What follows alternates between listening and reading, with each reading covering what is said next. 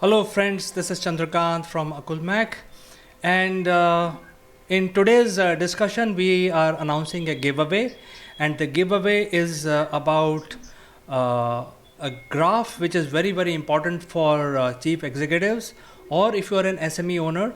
Sometimes you're looking for ideas, and this is a graph which we have developed. We use this as a Bible, and you can use this graph to do things, to gain ideas, and you can take the next steps in your leadership journey while setting up your company. And the best part is we are actually giving this mug absolutely free. How to claim your mug, we will actually tell you in the end of the program. But let's get back to our program for today. Today's guest is a very senior, very distinguished, accomplished leader from our industry. Her name is Aparna Ranadive, and she is wearing multiple hats. She is a CEO of Practical Magic Advisory Service. Which is based in Mumbai. She is also CEO of Gateway to India. She is also Executive Director of Global Chambers of Commerce, Mumbai edition. So, without further ado, let me present Aparna to you.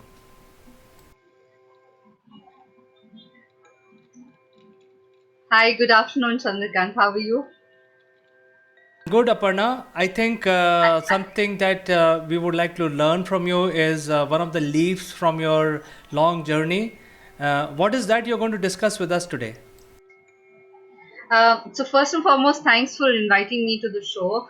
I would want to share, I think over the last 25, 26 years of my corporate career, there have been a lot of learnings that I've had personally. And I also firmly believe that what's the point of having that kind of experience if you can't really share it with people and for people to learn from it as well. So one of the many things that I learned is about the kind of confidence or how people development is a key role that a leader can play, and how he or she can contribute in that development of their people. So that's perhaps one of the key things that I would want to speak about, talking about the leadership journey here. Fantastic, Aparna. So, I'm sure it must be related to some great experience you must have learned in the field while doing your job, while doing your duty. So, why don't you start telling us about what happened and what was the learning? Sure, sure. It'll be my pleasure. So this is an experience that I've had very early in my career. I was a part of a large engineering company as a manager HR. So initially I was managing their divisional HR, and then eventually I was shifted to the corporate. And the first assignment that was given to me as a part of the corporate was campus recruitment, and campus recruitment not just for management schools but also for engineering schools. And this was across the entire length and breadth of the company, so including the top tier colleges, as well as the second tier and the third tier colleges across the entire spread of the company, of the country. And so being an engineering company, obviously the pre-placement talk is all about the kind of projects that companies had, or whether it is central air conditioning, whether it is your other projects that get done, or whether it is specific kind of clients that you've had, and so on and so forth, and the multiple offerings that the company, or the products that the company had. Now, it so happened that we went to this college, and I was faced with about 400 students, and I was not aware that I would be faced with so many students. Initially, when the responsibility was given to me, I thought that it would be maybe at the most about 100, 120 kind of student batches like we normally have in management schools. But this was when I was faced with 400 students and all engineers. It kind of just shook me up and said, and where I had to make a pre-placement talk. So which means that the pre-placement talk did not have to be just like something that I had by hearted, or something that I was just reading off the presentation, but I had to be coming across as somebody very convincing, and making sure that it was exciting enough for the engineer sitting across the table to feel excited and feel that he's going to contribute or he's going to learn as much. So I thought that I was not prepared enough. Of course, I was a science student. I had a science background. I understood physics. I understood chemistry. I understood what the combinations were. But at the same time, I didn't feel I was qualified enough to sit across the table with an engineer and tell him what a central air conditioning project would be like, or a plant would be like, or whatever. um, and I turned around to so thankfully my bosses had come along, and the HR head of the company, who was an executive vice president. He had grown in the ranks in the company from being a graduate engineer trainee to becoming an executive vice president. So he spent about 35 years, and from being a service engineer to becoming the HR head. So he had traveled the entire journey, and he knew exactly what was what. So I turned around to him and I said, I can definitely not face as many students and not make sense talking engineering stuff. So he told me, he said, Aparna, you know about the products of the company, you know about the company itself, you know the ethos, and you know what you're offering. So what's the problem? So I said, if any one of the students or any one of the budding managers turns around and asks me an engineering related question, I will not know what to answer and how. So he said, let's cross the bridge when we come to it. Don't fret about it right now. So he said, right now, just take a deep breath, go in front and just perform like you would have been performing otherwise. So I have been a performing artist myself. I've held the stage on many an occasion for many a things.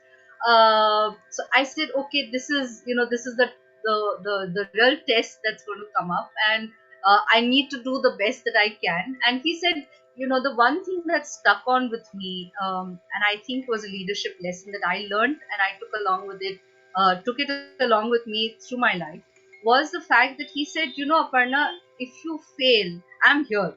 So don't worry at all about that. Just go right out there. Make sure you do your best. You give your best.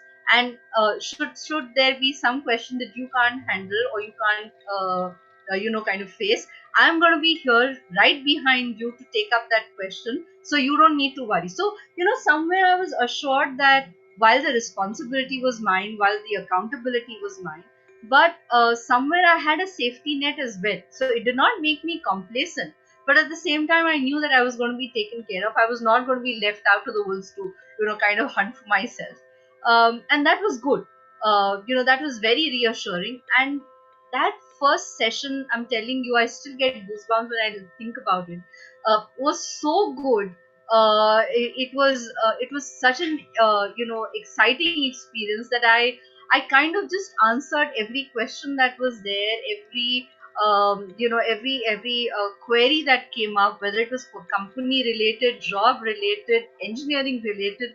Funnily enough, I had studied enough about the company to be able to go and answer as many questions as they would be coming.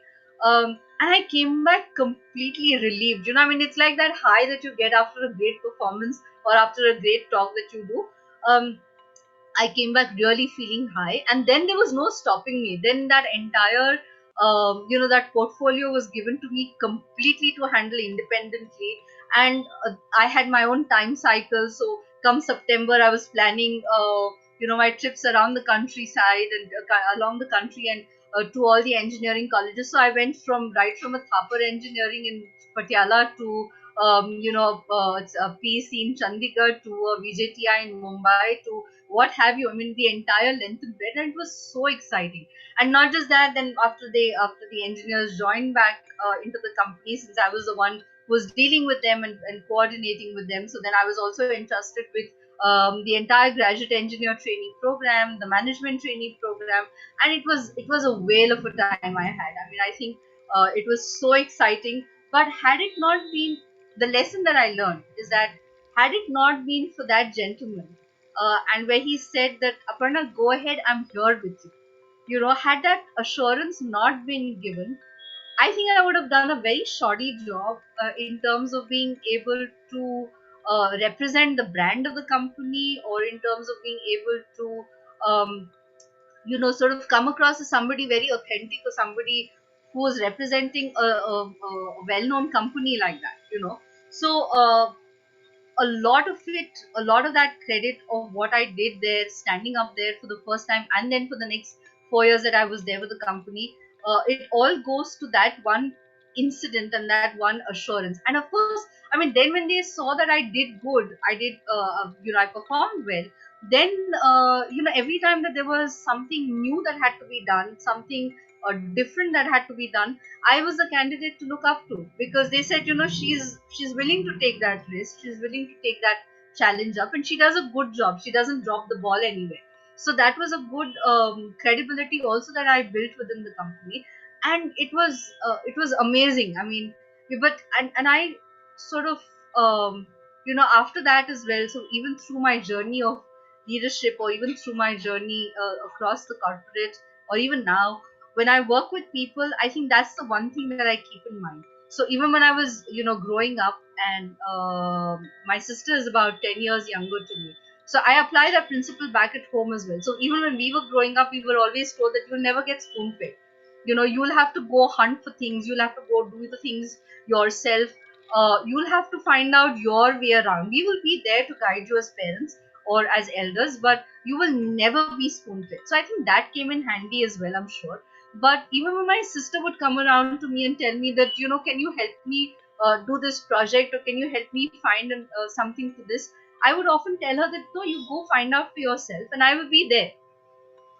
Should you falter, should you not find something, should you need help, I'm always going to be there. But I don't want you to depend on me completely, and for you to become independent to a point where now she's so independent. And we call her the Google mother, because she does all her searching and finding on her own. In fact, she comes back and teaches us about a lot of things. Of course, she's a very accomplished girl herself, but nonetheless, so I'm just trying to say that it's not just confined to the realms of the corporate or your professional life, but the same principles can be applied back home or within your civilian life, as it were.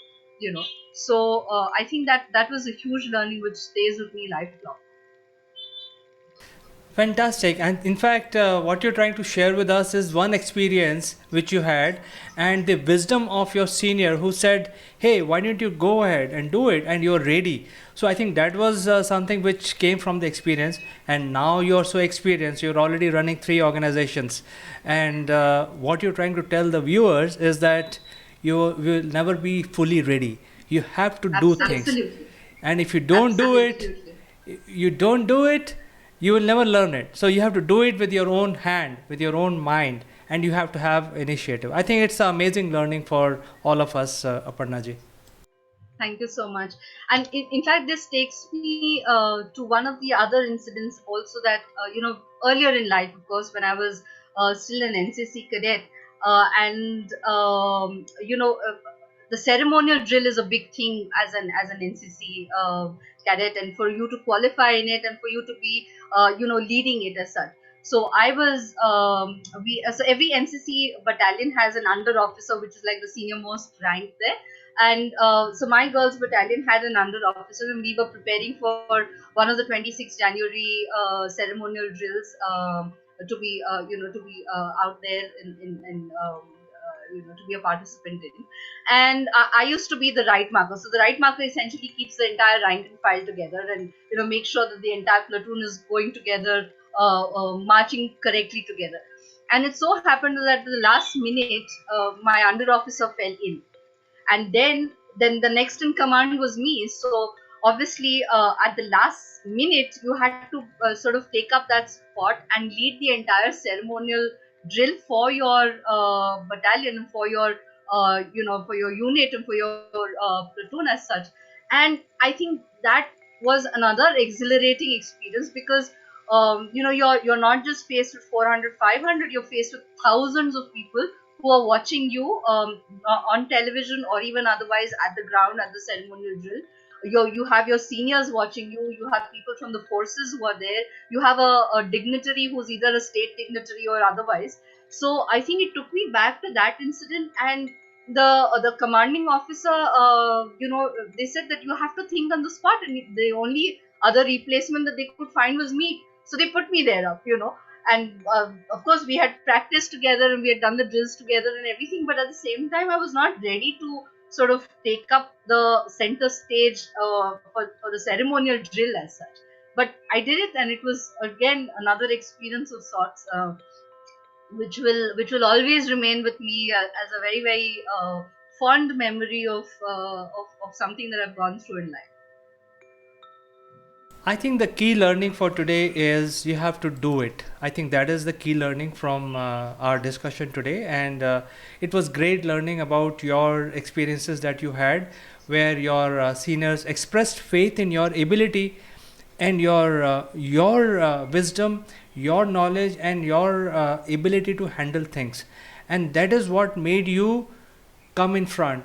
And it doesn't matter there are 400 people, 400 engineers, or 1000 people, or some state dignitary. It doesn't matter. So as long as there is willingness to do things, you will falter, you will commit mistake, you will also correct them at the right time using your wisdom, but you have to do it on your own. I think that is the biggest learning we Absolutely. had today. Yeah, absolutely. I think it was wonderful sharing that learning as well, and I'm hoping and praying that people can take at least a few nuggets from there as well.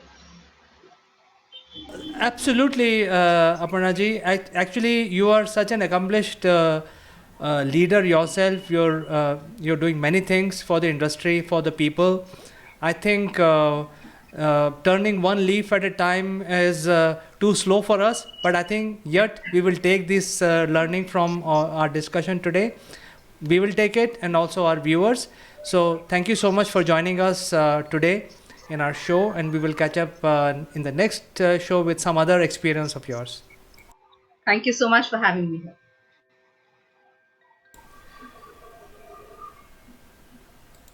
So, coming back to our giveaway, as I mentioned in the beginning of the program, that the giveaway is a beautiful mug. As you can see, it's orange in color, which is the color of energy, and it has a very nice graphic which tells all leaders and executives about doing things, how to do things actually in the field. And this is basically to arouse your inspiration, your ideas. So if you're short of ideas, you can drink your coffee, you can join your e-meetings, and also you get the inspiration to do new things. Now, we had a very interesting discussion with Aparna ji today, and she shared some of her experience about how to get things done. So what you have to do is basically engage with us, give your comments. I'm sure you have gone through various experience in life. Why don't you share your experience? And based on your comments and your input, we will send this cup directly to your doorstep, and we will also invite you for a live interaction with Aparna Ranadive in the next episode. Until then, I'll say goodbye, only to meet you next time. Goodbye. Goodbye.